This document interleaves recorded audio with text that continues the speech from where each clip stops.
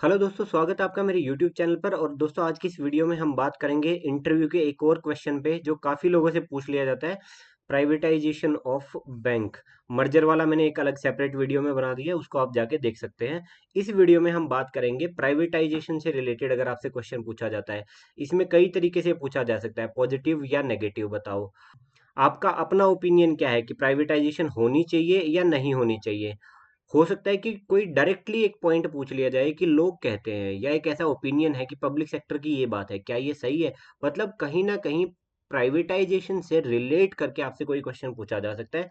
तो चलिए इस टॉपिक को डिटेल में पढ़ लेते हैं। उससे पहले ये छोटी सी मेरी इंट्रोडक्शन है। ये मेरा नाम है, मैं पीओ पोस्टेड था ओबीसी बैंक में। उससे पहले बैंक ऑफ बड़ौदा और हरियाणा ग्रामीण बैंक में पीओ सिलेक्टेड था। और एमओडी में मैं प्रेजेंटली काम कर रहा हूँ।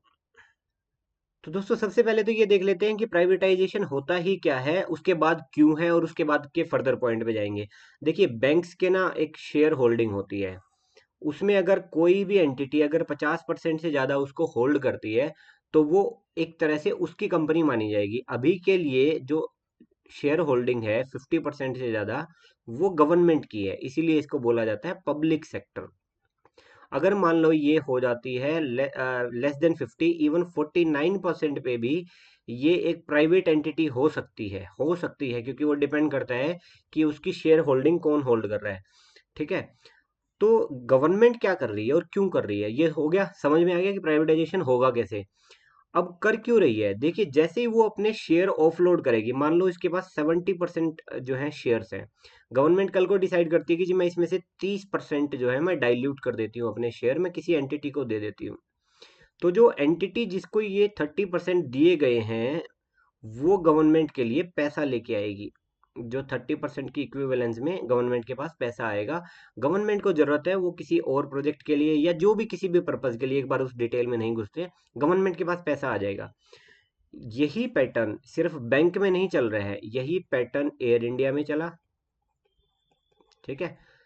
होटल्स जो हैं कई गवर्नमेंट ओरिएंटेड थे, वो उसमें चला। उसके बाद जो भी बीएसएनएल के ऊपर भी तलवार लटक रही है। उसके बाद ये जितनी भी आपकी ओरिएंटल और ये इस तरह की जो आपकी इंश्योरेंस कंपनी है बेसिकली, इन सभी के ऊपर तलवार लटक रही थी, बैंक उन्हीं में से एक है। तो अभी प्राइवेटाइजेशन के पॉइंट आंसर करने से पहले हम ये देख लेते हैं कि क्या चीजें आपके दिमाग में होनी चाहिए, किन चीजों को आपको डिस्टर्ब नहीं करना है। वो ये है, इंटरव्यूअर है जो आपसे ये क्वेश्चन पूछ रहा है, वो जी अगेंस्ट है प्राइवेटाइजेशन के। अगर आपने प्राइवेटाइजेशन को सपोर्ट कर दिया, ये आदमी आपके नेगेटिव मार्क दे देगा। गवर्नमेंट है जो कि फेवर में है प्राइवेटाइजेशन के, तो आप गवर्नमेंट के अगेंस्ट में भी नहीं बोल सकते, तो भी आप नेगेटिव फेच कर सकते हो वहां पे मार्क्स। तो अल्टीमेटली ये दोनों तो पॉइंट आपके तो हाथ कट गए। हाँ करोगे तो मरे, ना करोगे तो मरे। बट हो क्या रहा है, आपके आंसर में आपको करना क्या है इन दोनों के बाद। आपका जवाब जो है ना वो डिप्लोमेटिक होना चाहिए, और थोड़ा सा प्रो नेशनलाइजेशन, मतलब प्राइवेटाइजेशन के अगेंस्ट नेशनलाइजेशन हो गया।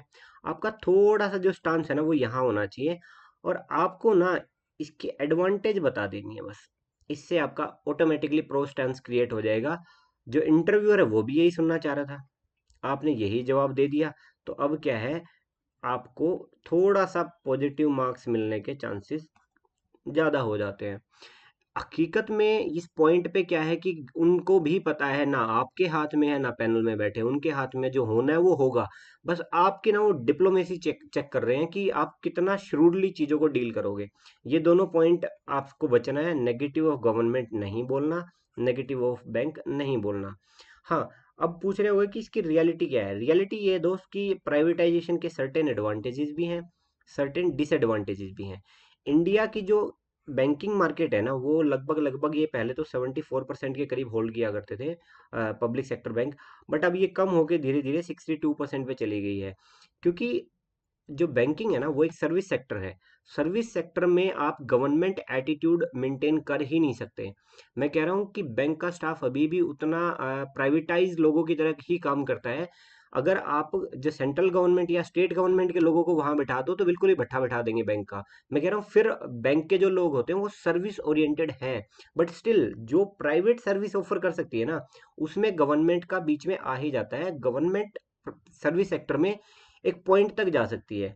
किसी भी कंट्री के अंदर पब्लिक सेक्टर बैंक का जो कंट्रीब्यूशन है इतना ज़्यादा नहीं हो सकता है अगर आपकी कंट्री को फास्ट डेवलप करना है। तो कहीं ना कहीं देखो यही रीजन है कि अपना जो सेक्टर है पब्लिक सेक्टर धीरे धीरे अब देखना प्राइवेट हैंड्स में जाता जा रहा है, और अपने जो बिजनेसेस हैं वो 74 से गिर के 62 पे चले गए हैं। तो रियलिटी इस कहानी की ये थी। अगर आपसे ये पूछा जाता है तो आप यही करोगे कि I think bank should not be privatised. अगर आपसे आपका ओपिनियन ही पूछा जाए, हाँ या ना में ही चली जाए अगर बात, और इसको बताने के लिए ना आप क्या करोगे, पब्लिक सेक्टर के पॉजिटिव काउंट करवाओगे। देखिए किसी भी चीज के हाँ या ना कहने के अलग तरीके होते हैं, जरूरी नहीं है आप किसी चीज को रिजेक्ट करो। आप दूसरी चीज के एडवांटेज बता दो, ऑटोमेटिकली वो दूसरी चीज उससे हैवी होगी। एक बचपन में एक चीजें बोला करते थे, ये दो लाइनें जी वो हैं, दो पैरेलल लाइनें हैं बराबर। अब इनमें से एक को आपको बड़ी करना है, मतलब एक को बड़ी करना है। इसका एक का तरीका ये है कि इसको काट दो, इतने पार्ट को काट दो, ये बड़ी हो गई। बट दूसरा तरीका ये भी तो है ना, इसको इतनी ही रहने दो, इसको बड़ी कर दो। भाई रिलेटिव डिफरेंस ही क्रिएट करना है ना, यही इन पॉइंट का तरीका था। आपको ये दो बातें पड़ी थी यहाँ पे, आपकी इतनी जो थी, आपने इसका पॉजिटिव बता दिया तो ये ऑटोमेटिकली इससे बड़ी होगी। वही कंसेप्ट आपको यहाँ लेके आनी है। देखिए पब्लिक सेक्टर, आप कैसे बताओगे ये सब चीजें, कि public sector bank has played a very big role in the growth story of India. ठीक है, कैसे? पहले जो है क्रेडिट जो है सिर्फ प्राइवेट लोगों के हाथ में था, इसीलिए नेशनलाइजेशन करना पड़ा था। कब कब हुए थे दोनों याद होनी चाहिए आपको। मैं नहीं बताऊंगा ये फिगर, 2 बार हुए थे, याद है ना?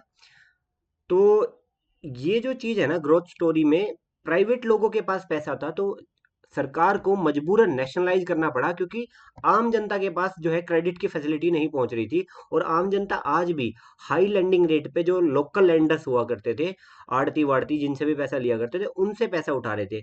तो पब्लिक सेक्टर बैंक ने वो काम किया है आके, जो कि और कोई नहीं कर पा रहा था। और पास्ट का थोड़ा बहुत बता सकते हो, प्राइवेट और पब्लिक का जो भी कंट्रीब्यूशन रहा है, स्टैटिस्टिक्स अगर आप कुछ निकाल के देना चाहो, बट स्टैटिस्टिक्स मत इन्वॉल्व करना, क्योंकि स्टैटिस्टिक्स पे फिर काउंटर क्वेश्चन आएंगे, तो वो चीजें मत करना वहां पे। उसके बाद पब्लिक सेक्टर बैंक ने ना बहुत बड़ा रोल प्ले किया है गवर्नमेंट स्कीम को इम्प्लीमेंट करने में। गवर्नमेंट पब्लिक सेक्टर बैंक को डायरेक्शन दे देती है सीधा कि जी ये है, ये करना है, इतना करना है। प्राइवेट सेक्टर आपके अकॉर्डिंग नहीं चलेगा, चलेगा तो वो ना खाना पूर्ति ज्यादा करेगा और काम कम करेगा। अब जैसे मुद्रा लोन वगैरह है, प्राइवेट सेक्टर ने उतना डेस्परेटली इस मूव को नहीं पिक किया जितना पब्लिक सेक्टर ने पिक किया। जनधन का जो मेजोरिटी कंटेंट है वो पब्लिक सेक्टर बैंक लेके आए। ये सब चीजें आपको यूज करनी की, गवर्नमेंट की कल को भी कोई स्कीम होगी, कल को वो कोई भी इकोनॉमी से रिलेटेड स्कीम लेके आती है, तो पब्लिक सेक्टर बैंक बड़ा रोल प्ले करेंगे। और आप अगर प्राइवेटाइज कर दोगे तो फिर बचेगा क्या, प्राइवेट तो आपकी नहीं मानेगा कहानी। ठीक है। दूसरा, credit availability in rural areas. Private sector आज भी रूरल एरिया में जाने से बचता है, क्योंकि वहां क्या है, एक्सपेंसेस तो मोर और लेस सिमिलर हो जाते हैं, सेमी अर्बन जितने ही। बट वहां पे ना लोन जाते हैं ना क्रेडिट आता है, मतलब ना डिपॉजिट आता है ना लोग लोन लेने के लिए आते हैं। तो प्राइवेट सेक्टर वहां बचता है। तो जो प्राइवेट पब्लिक सेक्टर है ना, वो रूरल एरिया के अंदर अपनी पेनिट्रेशन कर रहा है। वो अब उस पब्लिक सेक्टर के अंडर में आरआरबीज भी आ गए, आपके पब्लिक सेक्टर बैंक भी आ गए, वो सारे ही इसी एरिया को तो पेनिट्रेट कर रहे हैं, उनका काम क्या है। और ये जो प्रायोरिटी सेक्टर लेंडिंग है ना, ये कॉन्सेप्ट कहीं ना कहीं अब तो जो रूल है आरबीआई ने मैंडेटरी करके लगा दिए, बट अभी भी वो, मतलब समझ रहे हो, एक चीज को करने के दो तरीके होते हैं। कि आपको कहा गया है कि इतना परसेंट वहां पे लगाओ, वो वहां पे ना लगा के एक ऑल्टरनेट रूट दिया आरबीआई ने, कि अगर आप प्रायोरिटी सेक्टर लेंडिंग को आप अपना क्रेडिट नहीं दोगे ना, तो उसकी एक पनिशमेंट है आपको, कि आपको ये क्रेडिट यहाँ देना पड़ेगा। समझ गया ना मैं किस क्रेडिट की बात कर रहा हूँ? तो इस क्रेडिट को देने में प्राइवेट सेक्टर ज्यादा बिलीव करता है, रादर देन कि प्रायोरिटी सेक्टर लेंडिंग में जाके इन्वेस्ट करे। तो अभी भी वो पूरे मन से नहीं करता है, हालांकि नॉर्म्स तो आपके हैं, बट वो नहीं कर रहा है। दूसरा, ये बता दिया आपने पॉजिटिव पब्लिक सेक्टर बैंक के। अब आ जाते हैं नेगेटिव ऑफ प्राइवेट सेक्टर के। भाई यही तो होता है ना, आदमी ए और आदमी बी में से आपको एक आदमी को अच्छा साबित करना है, इसकी अच्छाइयां बता दो, इसकी बुराइयां बता दो। समझ रहे हो, अपने आप समझ जाएगा सामने वाला आप क्या कहना चाहते हैं। अब अगर मान लो इसके भी पॉजिटिव बताओगे और इसके भी नेगेटिव बताओगे, तो कॉम्पनसेट हो गए ना आपस में एक दूसरे से, तो वो बात नहीं बनी। तो आपको थोड़ा सा ना आप बायस क्रिएट करना है, इसके पॉजिटिव बता दो और इसके नेगेटिव बता दो। अगर फर्दर पूछते हैं तो आप दूसरे पॉइंट पे भी जा सकते हो। ठीक है, अब इसके बाद जाते हैं प्राइवेट सेक्टर के नेगेटिव्स के ऊपर। तो देखो गवर्नेंस ना प्राइवेट सेक्टर की एक बहुत बड़ी कंसर्न है। पब्लिक सेक्टर को हैम्पर कर रही है पॉलिटिशियंस की इंटेंट या गवर्नमेंट की बायस्ड इंटेंट अगर है तो। जैसे वहां पे पॉलिटिक्स बीच में आती है, प्राइवेट सेक्टर में गवर्नेंस बीच में आती है। अब उस पॉइंट को एक्सप्लेन करने के लिए आपके पास क्या पॉइंट है?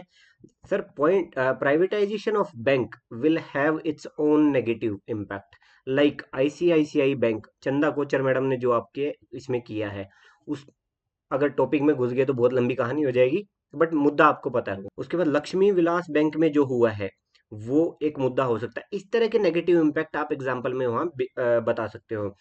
होगा क्या वहां पे ना, वेस्टेड इंटरेस्ट ना वो टेक ओवर कर लेंगे पब्लिक इंटरेस्ट के ऊपर। और जो विंडो ड्रेसिंग है, विंडो ड्रेसिंग क्या होती है आपको पता होगी, आई थिंक पता होनी चाहिए। ये जो बैलेंस शीट है ना, उनको इस तरीके से प्रेजेंट किया जाता है कि पॉजिटिव ज्यादा दिखती है और नेगेटिव कम दिखती है। थोड़ा बहुत काम ये पब्लिक सेक्टर वाले बैंक भी करते हैं at the time of the financial year, end of the financial year में।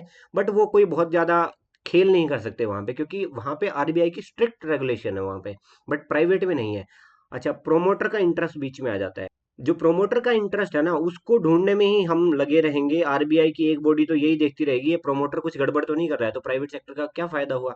और regulatory power of RBI over private bank is very low. Public sector bank को तो आप रात को भी उठ के हटका सकते हो, बट प्राइवेट सेक्टर के साथ आप ये काम नहीं कर पाओगे। उसके बाद इसी से जुड़ा हुआ ना एक क्वेश्चन आता है कि जी देखिए प्राइवेटाइजेशन हो रहा है, ये सत्य है, आपके सामने है। गवर्नमेंट पिछले 4-5 साल से हर बार बजट में कुछ ना कुछ प्राइवेटाइजेशन के ऊपर ना एक ना कुछ कुछ फेंक देगी वो, कुछ गोलियां फेंक देगी, ये होगा वो होगा, इतने बैंक होंगे, 4 बैंक होंगे, 2 बैंक होंगे। ये काफी टाइम से चल रहा है। इसका मतलब क्या है कि if not today then tomorrow it has to happen. कुछ बैंक का तो कायाकल्प करके मानेंगे ये, ठीक है, आज नहीं तो कल। तो बैंक पैनल के लोग पूछेंगे आपसे कि भैया जब पता है प्राइवेटाइजेशन हो रहा है तो why you are approaching this bank. आप आज किसी प्राइवेट बैंक में जा नहीं रहे हो, उसका सीधा सीधा सबूत ये है कि आप यहाँ इंटरव्यू में बैठे हो, नहीं तो प्राइवेट सेक्टर बैंक में किसी में नौकरी कर रहे होते। आप यहाँ पे आए हो, बट यहाँ भी तो प्राइवेटाइजेशन होने ही वाला है। अब आपको इस पॉइंट को डिफेंड करना है। देखो सच्चाई है, प्राइवेट ही अगर बैंक होता तो आप नहीं जाते, सच है ये। नहीं तो एक्सिस बैंक में कर लो ना यार, आज नौकरी नहीं करोगे। देखिए, बट आपको डिफेंड करना है। Sir I chose banking as it fits मी।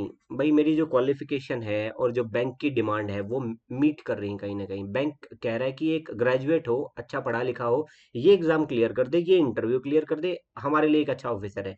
ये मेरी जो बैंकिंग है ना, वो मेरे को फिट बैठती है मेरी क्वालिफिकेशन के अकॉर्डिंग। और बीइंग अ बैंकर, मतलब बैंकर बनना ना मेरा गोल है। अभी के लिए मैंने डिसाइड कर लिया कि बैंकर बन के रहूंगा, और बैंक मुझे अपॉर्चुनिटी दे रहा है। तो मैं तो जी बैंकिंग के अंदर आ रहा हूँ क्योंकि बैंक मुझे बैंकर बनना है, बैंक मुझे अपॉर्चुनिटी दे रहा है, तो I will give my 100% if selected, no matter who owns the bank in future. भाई गवर्नमेंट ओन करती है तो गवर्नमेंट ओन करे, अगर कल को प्राइवेटाइजेशन हो जाता है तो जो कोई ना कोई तो ओनर आएगा ना। ऐसा तो नहीं है कि आप अनाथ हो जाओगे रातों रात, वो होने वाला नहीं है। तो मैं अपना 100% दूंगा और बैंकर मेरे को बनना है, तो मुझे इस बात से कोई खास फर्क पड़ नहीं रहा। अगर ये पूछे कि प्राइवेटाइजेशन होने के बाद भी आप क्यों आ रहे हो, कल को प्राइवेटाइज हो गया तो आपको वो स्टांस यहाँ पे डिफेंड कर रहे हो। दूसरा, ये पॉलिसी डिसीजन है सर, मेरे हाथ में तो है ही नहीं, गवर्नमेंट की कॉल है। As and when they will decide we will follow it. भाई कल को अगर वो कह देते हैं, आईडीबीआई वालों ने क्या अलग कर लिया, उनको प्राइवेटाइज, मतलब काइंड ऑफ प्राइवेटाइज, या कह सकते हो कि गवर्नमेंट ने अपने तो हाथ हटा लिए ना उस बैंक से। तो अब उस बैंक वालों ने क्या किया, वो काम कर रहे हैं, आईडीबीआई आज भी चल रहा है, वही लोग काम कर रहे हैं वहां पे, तो ऐसा कुछ होगा नहीं। और वैसे भी हाइपोथेटिकल है सर ये question, it has not been decided, there is no concrete plan, no concrete structure. और अगर ये सब नहीं डिसाइड हुआ है ना, तो it is very difficult for me to जज इट कि भाई ये कल प्राइवेटाइज हो जाएगा। मैं आज ही इसमें नहीं आता हूँ क्योंकि कल प्राइवेटाइज हो जाएगा, मुझे नहीं पता ये होगा कि नहीं होगा। और देखो दोस्त, जब गवर्नमेंट का मन होगा ना, उस दिन वो करके छोड़ेंगे। ऑर्डिनेंस फैक्ट्री बोर्ड का नाम सुना है आपने? वो टोटली गवर्नमेंट बेस्ड ऑर्गेनाइजेशन थी और उसका कॉर्पोरेटाइजेशन कर दिया गया है। 80,000 लोग बैठे थे वहां पे, 80,000 लोग, हमारे डिपार्टमेंट देख रहे थे वहां पे। 80,000 लोग को उठा के सरकारी से और कॉर्पोरेटाइजेशन के अंडर में डाल दिया गया। इन लोगों ने स्ट्राइक भी कर ली, सब कुछ कर लिया। मतलब बिल तक ले आए थे पार्लियामेंट के अंदर। गवर्नमेंट इतनी कमिटेड थी कि अगर 2 साल के अंदर कोई स्ट्राइक वाइक करी, मैं हटा दूंगा और आपका कोई रूल बचा नहीं पाएगा, just to stop them from doing their own work. तो कल को गवर्नमेंट ने डिसाइड कर दिया ना, तो ये सबसे बड़ी ऑर्गेनाइजेशन थी फॉर योर इन्फॉर्मेशन, जिसको कॉर्पोरेटाइज कर दिया गया है। तो जिस दिन गवर्नमेंट में ने डिसाइड कर लिया तो वो तो होना ही है, उसमें आपको कोई आपकी कोई हियर एंड से है ही नहीं वहां पे। तो ये था टोटल आंसर, और ये सारी वीडियोस अपने चैनल पे पड़ी हैं, इन सारों को देख लीजिए, कोई ना कोई आपके काम ही आएंगे। हो सकता है एक वीडियो का एक पॉइंट भी आपको काम आ गया, और किसी एक बच्चे का मैं अगर सिलेक्शन करवा पाया, तो मेरे लिए ये बहुत अच्छी बात होगी कि मेरी वजह से किसी का फायदा हुआ। That's all what I am doing for. और वीडियोस के नीचे ना कमेंट में डाल दो, क्योंकि मैं मेजोरिटी कंटेंट जो मैंने डिसाइड किया था वो बना चुका हूँ। उसके बाद भी अगर आप कोई वीडियो चाहते हो तो कमेंट बॉक्स में डाल दीजिए। और thank you so much for watching. जय हिंद, जय भारत, और good luck for your interview.